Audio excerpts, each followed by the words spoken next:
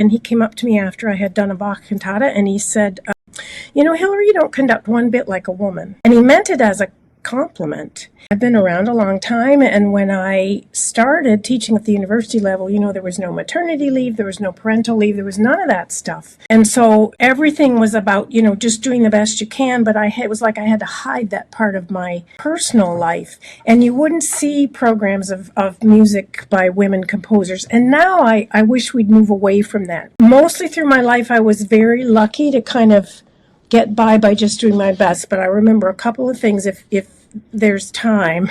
One was a comment from a male conductor. I was young then, speaking of 40 years ago, and I was conducting in a master class, and he came up to me after I had done a Bach cantata, and he said, Hillary, you don't conduct one bit like a woman. And he meant it as a compliment. And then the other example, and these are really the two things that stand out to me the most, a woman who was on a search committee. This was for a church job here in Columbus, Ohio, where I live now. And she came to a concert that I did at Ohio State, and at the end of it, she said, you're pretty good for a woman. And this was coming from a woman.